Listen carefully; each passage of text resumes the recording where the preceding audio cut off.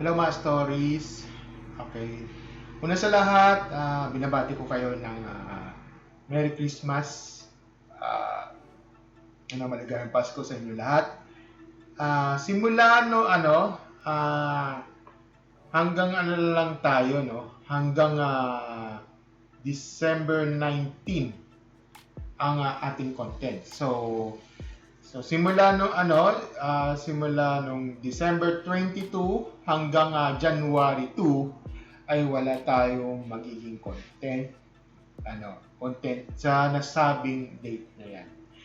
So mag-umpisa mag-resume na lang tayo sa sa next year na, January 5. Okay? 2026.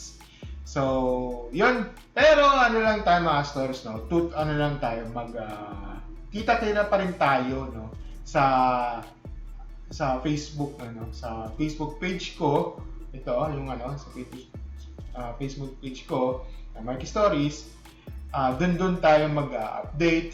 Then, doon sa Instagram ko naman na Marky Stories na yan, doon naman sa mga behind the scenes, sa mga aking yung mga behind the scenes or sa mga yung mga bagay na hindi niyo nakikita ngayon. Okay, hindi niyo nakikita. So, yun at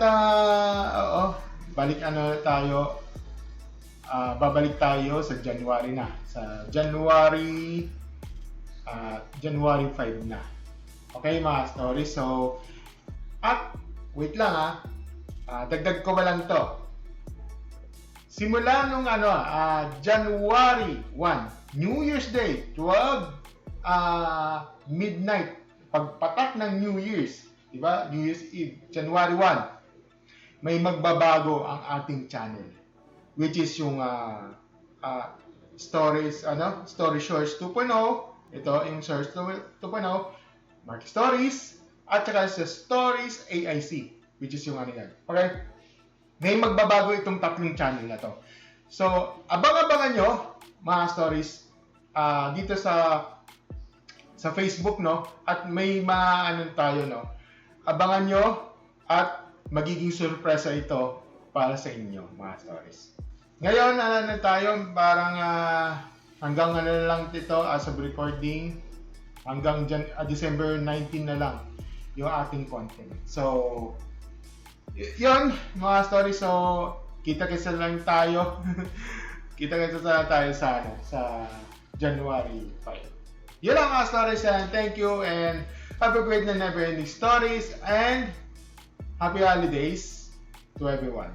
At maligayang Pasko, Merry Christmas. Bye.